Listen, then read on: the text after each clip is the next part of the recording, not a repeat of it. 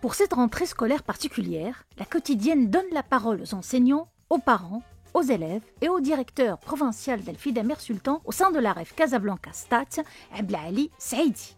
بالنسبة لمدينة الدار البيضاء لها خصوصية لأنها مدينة واحدة.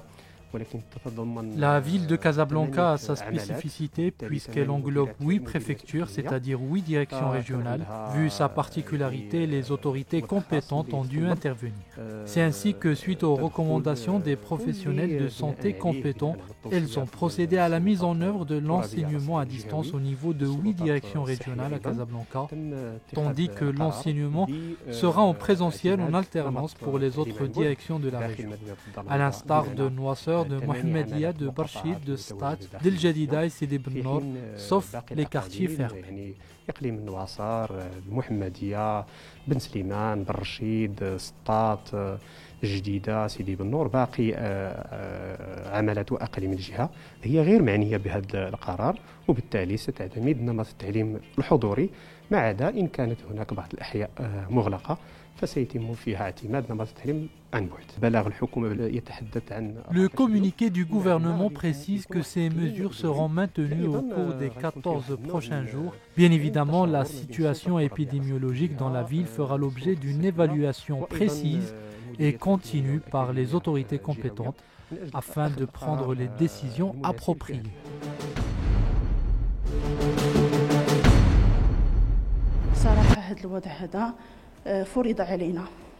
Cette situation particulière s'est imposée à nous. Nous ne l'avons pas choisie. Effectivement, nous avons eu une première expérience concernant l'enseignement à distance et bien sûr, nous avons été confrontés à plusieurs contraintes, notamment pédagogiques et didactiques.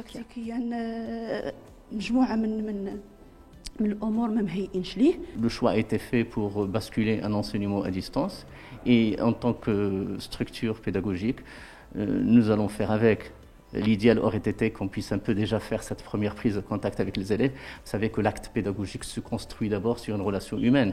Ça sera un peu très délicat pour les enseignants, surtout dans les petites classes primaires, maternelles, de tisser, de nouer ce lien avec les enfants qu'ils n'ont pas vus, avec des visages qu'ils n'ont pas vus, avec des petits garçons qui n'ont pas donc approché directement. Et cette prise de contact à distance sera un peu délicate. C'était prévu de travailler au non présentiel et au présentiel aussi en même temps. Donc on a eu la capacité et les moyens et les techniques de travailler d'une manière où l'enfant peut avoir les informations nécessaires à distance.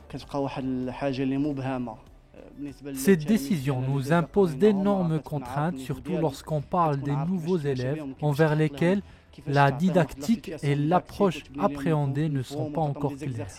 En tout cas, pour les anciens élèves, ils seront encadrés par leurs anciens professeurs. À travers cette approche, nous allons alterner les deux formules d'enseignement en misant sur des contenus mis à leur disposition en ligne pour qu'ils puissent y accéder à chaque fois qu'ils en ont besoin.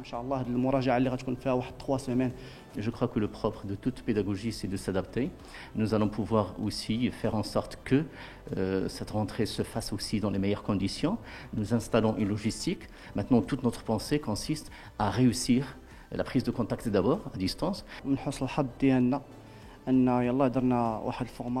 Heureusement pour nous, en tant que professeurs, nous avons pu suivre une formation sur le blended learning ou l'enseignement hybride alternant le présentiel et l'enseignement à distance. Une plateforme sera mise à la disposition des élèves pour peaufiner leur savoir avec des cours spécifiques et des exercices compte tenu de la situation sanitaire actuelle.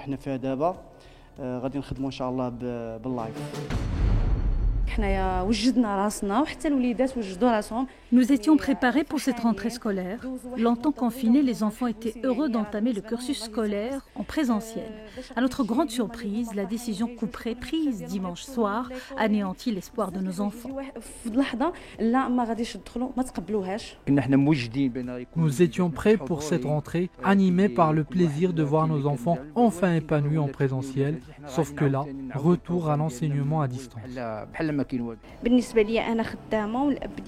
Mon mari travaille et moi aussi. C'est une véritable contrainte pour nous deux. Comment nos enfants vont-ils devoir apprendre sans une présence parentale? Avec l'enseignement à distance, ils étaient inconsolables et terriblement déçus. Ma fille a pleuré à chaudes larmes et j'avais mal au cœur pour elle. Bien évidemment, j'ai d'autres préoccupations et l'enseignement à distance n'arrange pas les choses. Nous réclamons une solution adéquate car la maladie, elle, existe. Nous sommes dans l'obligation de vivre avec et de nous adapter avec la situation actuelle, mais la vie continue. J'étais ravi de retrouver mes camarades et l'ambiance des classes, mais je dois encore patienter.